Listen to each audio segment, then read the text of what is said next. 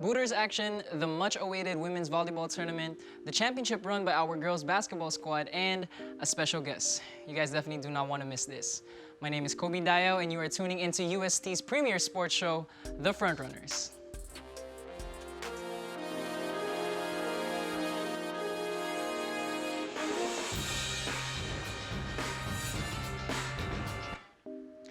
The Golden Booters started their campaign with a tightly contested win over NU 1-0.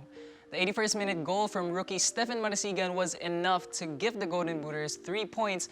Meanwhile, 10-men NU tried their best to salvage a draw, but to no avail, as goalie Ralph Logroño's brilliant save kept them at bay. The joy, though, was short-lived as the kings of collegiate football, Ateneo, dismantled the Golden Booters in their second match 6-1. Rookie Stefan Marasigan netted his second goal of the season to avoid Ateneo from keeping a clean sheet.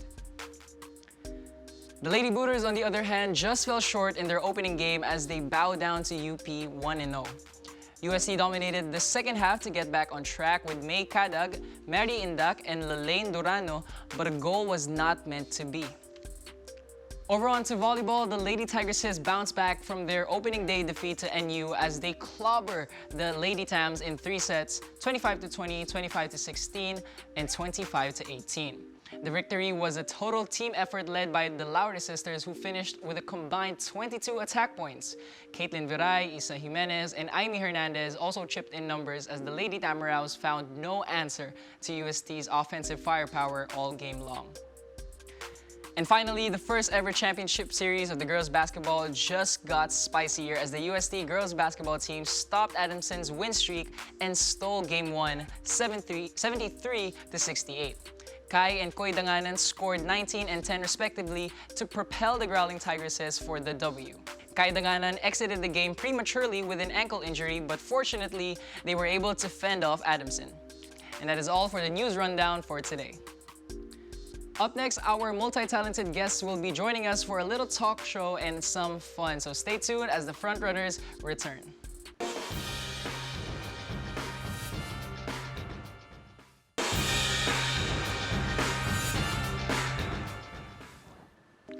And we are back. Today, I am joined by the athlete, model, but most importantly, a proud Tamashan. Please, Tigers, welcome to the show, Tris Janario. Tris, welcome back to the show. Thank you. This is your second time now here on the show, Yes. right?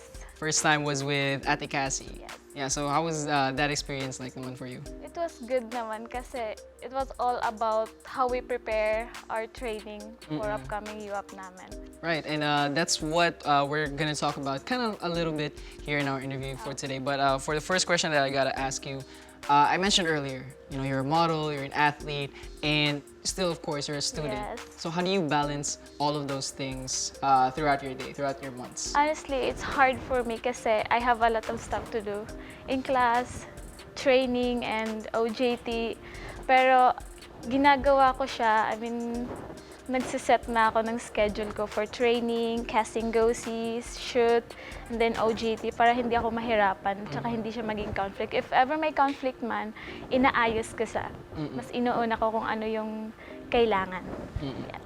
A very, very versatile athlete Tris is. Now, you've been an athlete, a UAAP athlete, for 5 years already, right? Yeah. Yeah.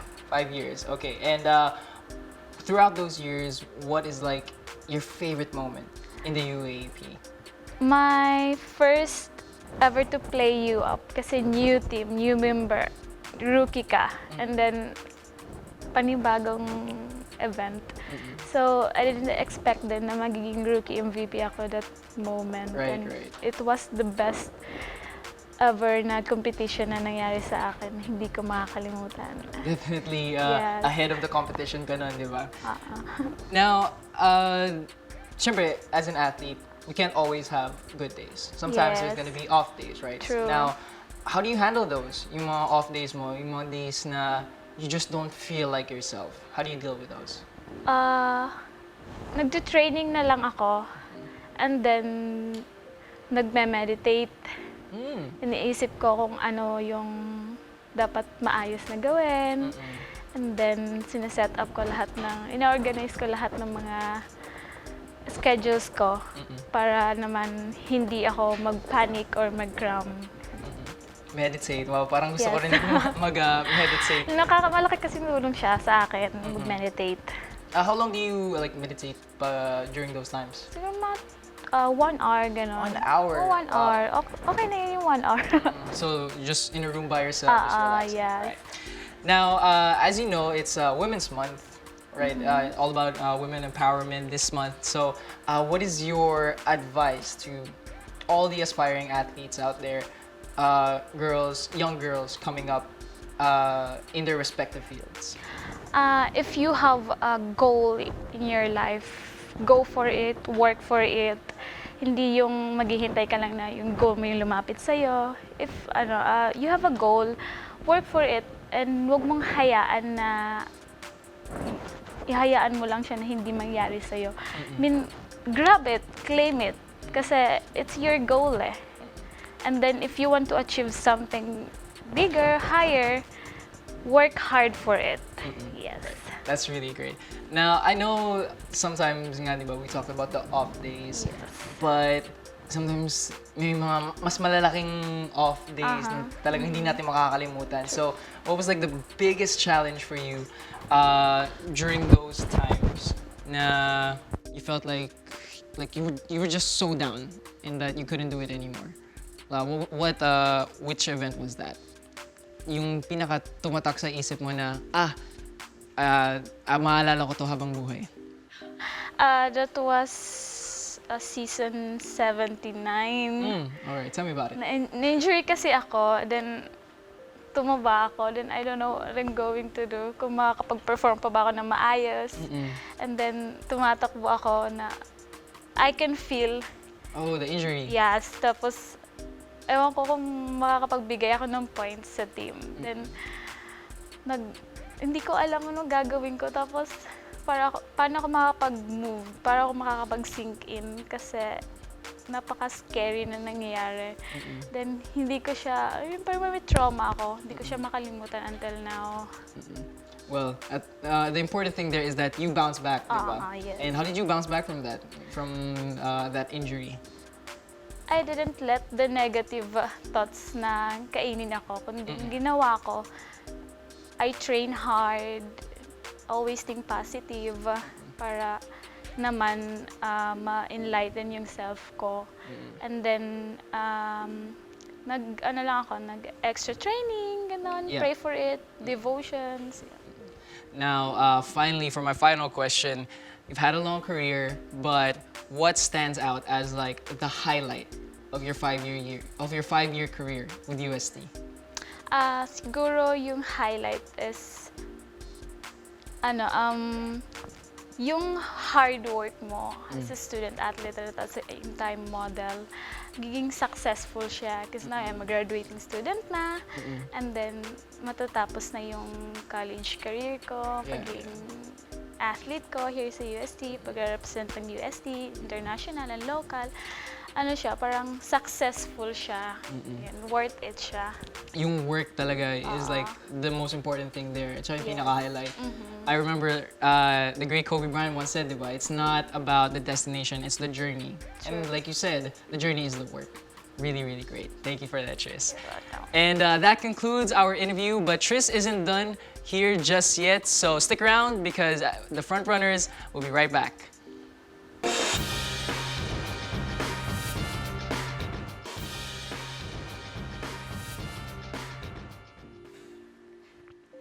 Welcome back to the show. If you are just tuning in, my name is Kobe Dayao, and today I am joined by Janario, our very own model athlete, student athlete.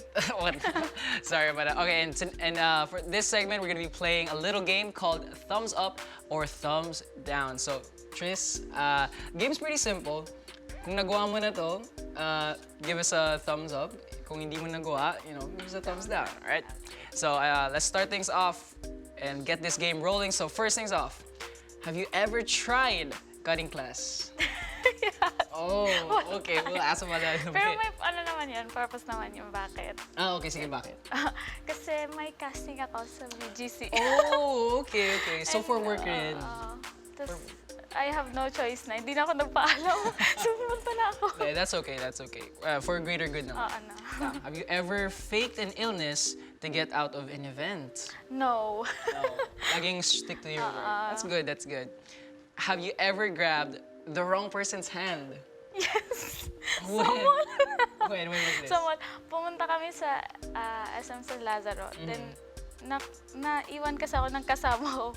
Then, akala ko siya na yun. Hinila ko siya. Let's go na. Tapos pagtingin ko, hindi pala siya. So, nakakahiya. So, ano sinabi nung guy na nag-ano? Nagulat siya. So, nag-sorry na lang ako. Sana hindi mangyari ulit. Now, Kasi nakakahiya. yeah, really. Did you ever skip training and lie to your coach? Magagalit si coach. Yeah. Dapat naman hindi. Pero let's talk about it off-air too. Have you ever won a competition and consider it a fluke? Really? Oo, fourth year ata ako nun. Fourth year ata ako nun. Nakalimutan ko kasi yun mo. Basta fourth year. Alam ko fourth year ako nun. UAAP namin. UAAP competition? Yes. And you thought na parang naswertehan ka lang? Oo. Nah, I'm pretty sure na it was all skill, dude. Next up, have you ever judged someone based on their music preference? No, really? So, you wouldn't judge me kung hindi ako nakikinig sa K-pop? I mean, bakit kayo judge yung tao, di ba? Kung yan yung gusto niya, go. Oh, okay. See, that's pretty good. That's what you should follow, guys. Last question, have you ever been mistook for another person? Yeah. Sino? Ayoko sabihin. Yeah. Secret lang. No, di still pwede. no? Okay, maybe she'll tell me off air. I'll have one more question. Have you ever skipped practice for a date? No. No. Training lagi. Yeah. Coach would be very, very proud kung mapanood niya to. Alright, next up. Okay, ito, have you ever skipped a date for training? Hindi, nagpapaalam naman ako. Okay. Nagpapaalam naman. Sinasabi mo naman na for training. Oo. Tapos pag nagpaalam ka, hindi mo na babalikan. Oo. Ganun. That's good. I like that. I like that. Being smart. Priorities first. One more question. Have you ever forgotten your shoes while going to training? Yes. How many times? 3, I guess. So, paano yun? Paano pag wala Ay, mo siya? nagmamadali ako. And then, naiwan ko yung spike shoes ko. Then, magwo-workout kami. So, okay. So, hindi na kayo tumatakbo. You just work out na lang. Nanghiram na lang ako sa tibid ko. May kasize naman ako ng pa. Oh, that's good. That's good to make a size ka. Eh, kung size, paano kung yung size mo? Size 14? Ang laki. Yeah. Size 8.5 lang. Alright. Have you ever tripped while in a photo shoot? Not yet. Not yet. Okay. Was there ever a time where you felt sleepy during a shoot? Yes. Nakatulog talaga ako. As in? Nakatulog talaga ako. So, hiyang-hiya ako kay Direk. How Sabi ko, long? sorry, Direk. Siguro mga 15 minutes. 15 minutes? Yung una katulog ako. In the dressing room? Oo. Dito, habang hinihintay yung shoot, nakatulog ka ba? Hindi naman. Ay, hindi naman. Okay, good. Whew. Good thing about that. Have you ever broken props while in a shoot? No. No, okay. Very Siyempre, careful ka naman. Careful dapat. Oh, kasi kukunin nila yun out of your Oo. talent, di ba? Sayang naman. Sayang. Have you ever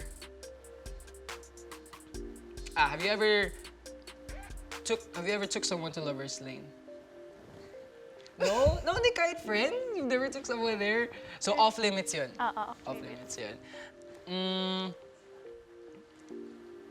Have you ever cheated your laps during practice? Yes. Or in warm-ups? Hindi naman, coach, nakakapagod. Ilang laps ba ginagawa niyo during training? Pag jog lang, 3 to 5. So, ang ginagawa ko, 2 lang. Pero, binabawi ko naman sa drills, gano'n. Okay. Binabawi ka naman. Sorry, so, coach. So, chill lang sa warm-up. Yes, and then pag chill drills, lang, all oo. out na. That's good, di ba? Huwag niyo akong gayahin. No, but you know, still, you've been very top of your level pa rin, despite all that. Jogging lang yun. At least sa drills, di ba? Bumawi ka. Well, thank you so much, Tris, and Thank you. for answering all of our questions. And I'm pretty sure Coach will be very proud kung mapanood niya to kasi hindi ka nagsiskip ng practice. Is there anything, any last words that you want to say to the Thomasian community before we go? I would like to say support us for our upcoming UAAP season 82 on March 21 to 25 at Ultra Pasig City. There you have it, guys. So, Ultra Pasig City, March 21 to 25. So stay tuned for that and support your track and field team. And that is all the time that we have for today. A huge thank you to Janario for joining the show. And don't forget to support her and all our other athletes who continue to bring pride to our university. Once again, my name is Dayao, calling out the final play of the game exclusively here on UST's premier sports show, The Frontrunners. First in line, legacy through time.